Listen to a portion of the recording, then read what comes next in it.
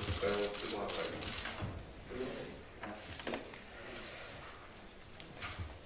좋아요는 얼굴을 보여야 되는 거죠?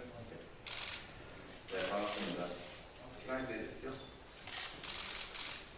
네, 존경하는 국민 여러분, 더불어민주당 대선 후보 이재명입니다. 국민 한 분 한 분의 희생과 협력 덕분에 백신 접종률 40%를 넘겼고 지난달부터는 단계적 일상 회복을 시작했습니다. 하지만 최근 한 달 사이에 코로나 확진자가 4배 가까이 증가하고 오미크론 변이가 출현하는 등 또다시 위기를 맞고 있습니다. 이번 주부터 시작되는 거리두기 강화 등 정부의 총력 대응에도 불구하고 방역을 한층 더 강화할 수밖에 없는 상황입니다. 방역조치 강화는 안타깝게도 이제 겨우 한숨을 돌렸던 소상공인, 자영업자 등에게 또다시 심각한 타격을 줄 것이 분명합니다. 코로나19 피해에 대한 기본 원칙은 온전한 보상입니다. 저는 특별한 희생에는 특별한 보상이 따라야 한다고 믿습니다. 이 간명한 원칙이 작동하지 않고 개인에게 희생을 강요한다면 누구도 국가 정책에 협력하지 않을 것입니다. 모두를 위한 희생에 마땅한 보상이 주어지는 게 상식으로 자리 잡아야 공동체를 위한 헌신이 가능하게 됩니다. 공동체의 안전을 위해서 손해를 감수했던 분들에게 완전한 그리고 온전한 보상을 해드림으로써 새롭게 시작할 수 있는 기회를 만들어 드려야 합니다. 국가의 행정 제출로 인한 국민의 희생을 국가가 책임지는 것은 너무나 당연합니다. 정부의 집합금지, 영업 제한 조치로 고통을 겪고 벼랑 끝에 내몰린 소상공인과 자영업자들에게 전폭적인 지원이 필요합니다. 현행 손실보상법 개정을 통해서 선별 지원에 따른 사각지대도 해소해야 합니다. 규칙을 지켜서 손해보지 않고 규칙을 어겨서 이익 볼 수 없다 이런 믿음이 확고해야 공동체가 굳건해집니다. 코로나 피해에 대한 온전한 보상과 함께 방역, 민생, 국가 책임제를 시행하겠습니다. 코로나19 방역, 민생, 국가 책임제는 감염병 대응 과정에서 방역 조치로 인해서 불가피하게 입는 피해를 국가가 온전하게 보상하겠다는 것입니다. 백신 부작용, 청소년 방역 패스 같은 백신 접종 과정에서 국민이 느끼는 불안한 부분도 국가가 적극적으로 책임지겠다는 것입니다. 지금 보상과 치료비 부담에 대해서 인과관계를 따지고 있는데 인과관계가 없다는 것을 국가가 증명하지 않는 한 완전하게 국가가 책임지도록 하는 것도 하나의 방안이 되겠습니다. 그리고 선거가 끝난 후에 다음 정부에 가겠다는 말씀이 아니라 전 정부 차원에서라도 할 수 있는 조치를 할 수 있도록 지금 단계에서도 최선을 다하도록 하겠습니다. 다음으로 코로나19 대응 100조 원 제안에 동의합니다. 윤석열 후보는 집권하면 손실보상 50조 원 지원하겠다고 밝혔고 김종인 총괄선대위원장은 국채를 발행해서라도 100조 원 투입하겠다 이렇게 주장했습니다. 저는 이 100조 원 제안으로 동의하면서 지금 당장 논의를 시작하자고 이미 밝혔습니다. 저는 이번 코로나19 대응 과정에서 대한민국 정부의 코로나19 관련 지원이 전 세계에서도 유례 없을 정도로 매우 낮고 직접 지원은 1.3%에 불과할 만큼 매우 적다라는 점을 이미 말씀드렸습니다. 전 세계에서 가계 직접 지원이 가장 적고 그래서 가계 부채 비율은 가장 높고 국가 부채 비율은 가장 낮은 이런 비용적인 구조화에서 이번 코로나19 대응 관련 지원도 전 세계에서 가장 낮았다는 것은 정말로 심각한 문제가 있는 것입니다.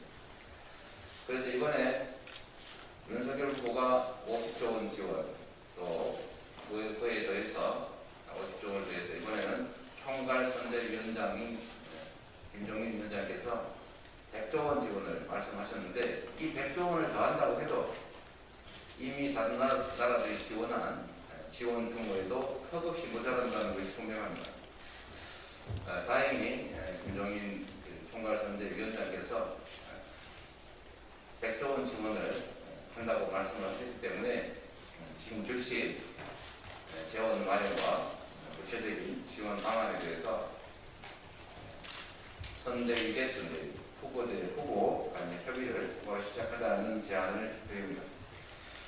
그런데 이 김종인 위원장께서 갑자기 여야가 합의할 사안이 아니다 라면서 발을 뺐습니다. 도대체 진실이 무엇인지 궁금합니다. 국민의힘의 전면 특허입니까? 앞에서는 한다고 하고 뒤에서는 안 한다고.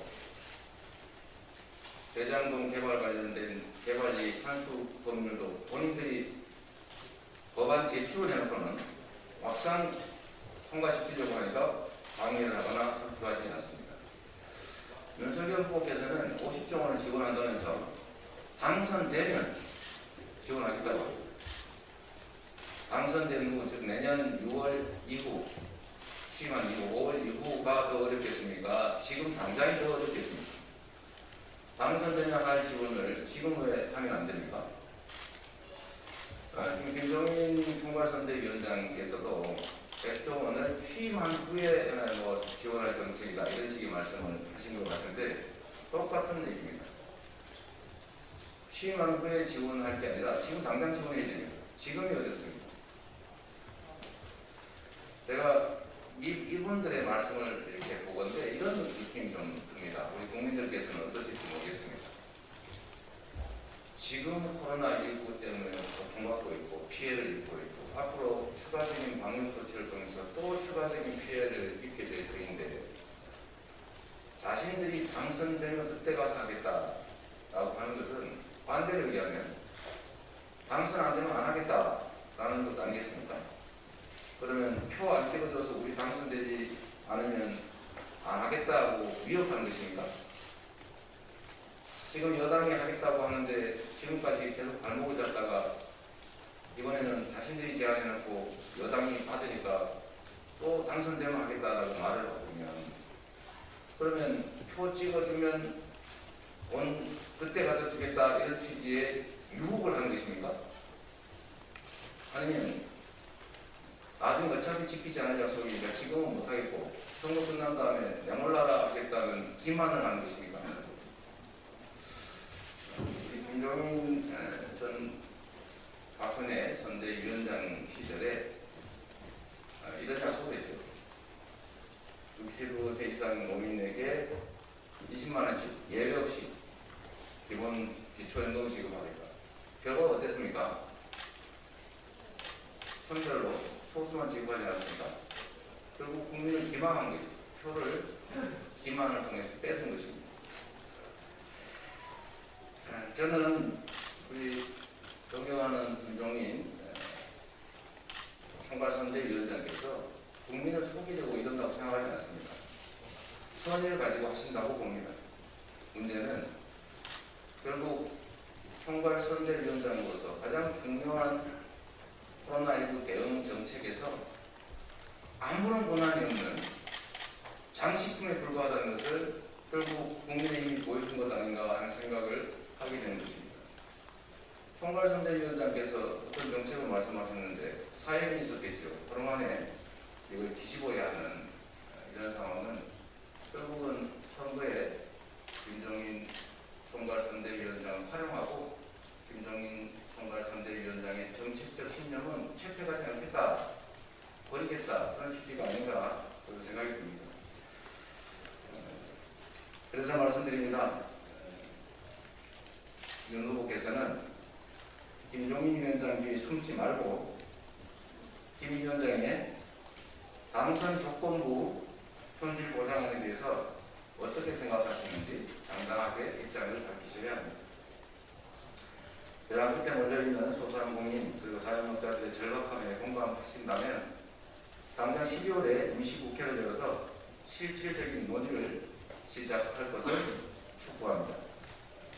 국민의 말이 아니라 행동을 요구합니다. 미래의 약속이 아니라 오늘 할 수 있는 일은 오늘 해야 합니다. 정치가 불신받는 이유가 뭐겠습니까? 수없이 많은 약속들을 하고 시간이 지나면 지키지를 않습니다. 이번 선거는 그래서는 안 됩니다.